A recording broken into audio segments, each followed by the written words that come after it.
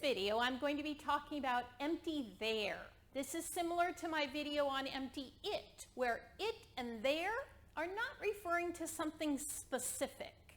We're not saying she lives over there. That's a good use of there, but it is not what we're talking about today.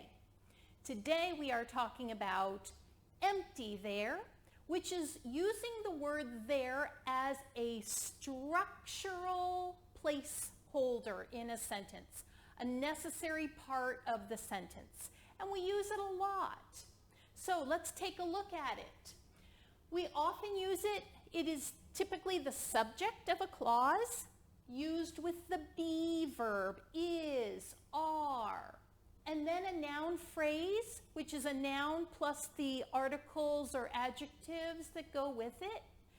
You want to think about using indefinite articles most of the time that you're using there, because it is commonly used to introduce something to the listener.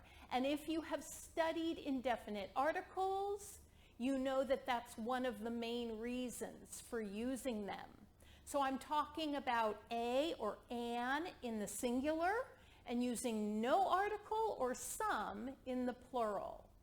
You see I have that here, a, some. Then using an adverbial. I have a video on adverbials also. These are phrases of time, location, things like that. So here on the counter at 2 o'clock. These are adverbials and they're very common in the structure of a sentence with there. Keep that in mind. It makes a difference for whether your sentence sounds like good, natural English. You bring something to somebody's attention. Help! There's a spider on the counter. Now, is it possible to say, help, a spider is on the counter?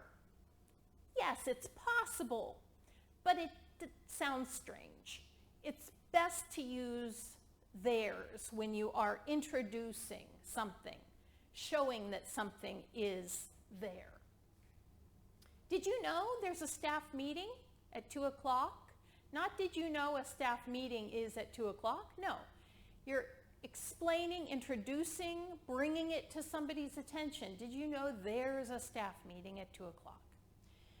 There are some new videos you should watch, maybe on my channel. Here I've got a plural because I have plural here, right? Okay? Notice with this sentence, if you said, you should watch some new videos, that's different. It's a different sentence. It's putting the focus on you should watch. And if somebody said that to me, I'd say, why are you telling me that I need to watch this? Why should I watch this? Do you think I have some problem? You're giving me help? This is different. This is just introducing the videos to somebody. There are some new videos. And then this is saying, and I recommend that you watch them. The different idea. Okay, to say something exists or doesn't exist.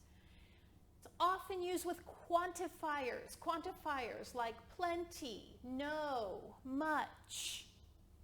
I'm glad there's a supermarket close to my house.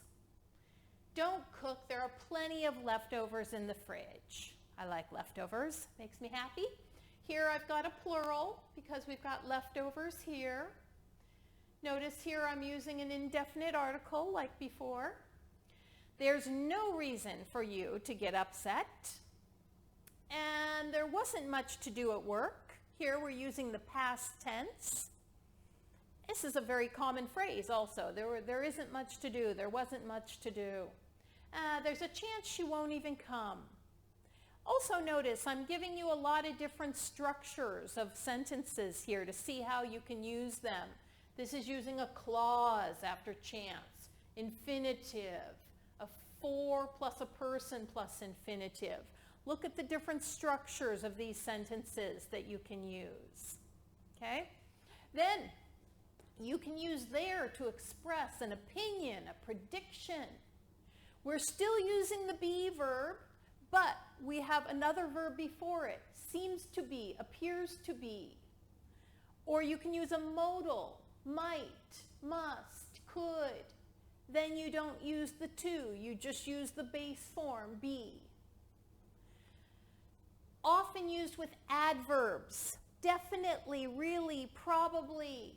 Is it necessary? No, that's why I say often. Often used with adverbs. So there definitely seems to be a problem. I can just say there seems to be a problem, but there definitely seems to be a problem. You might think that's a little bit strange to use definitely with seems, but it's perfectly fine in English. It's a way of strongly saying your belief. There really should be a better way. Giving your opinion. There will probably still be dirty dishes in the sink when I get home. This is expressing a prediction. There could be something wrong with the software. Common thing for somebody to say when they look at my computer. Okay, so all of these using some different forms. And then finally, reporting. This is a more academic, formal use. It's with a passive verb. Otherwise, you don't generally use passive verbs with there.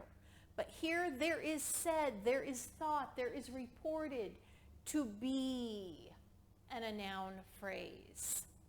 There is said to be a possibility of peace talks.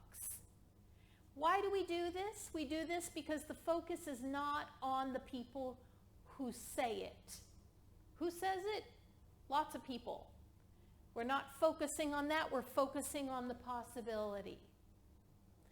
There are thought to be ancient ruins under this building, using the plural, because we've got plural. Who says it? That's not our focus. That's not important. The focus is on the ancient ruins.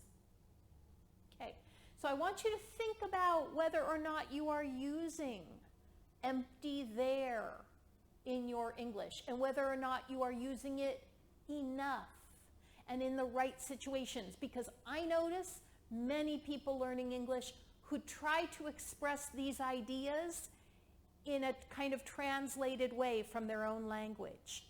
If you use it as we use it, you will sound much more natural. So think about how you use it, and remember, there is a better way. Good luck.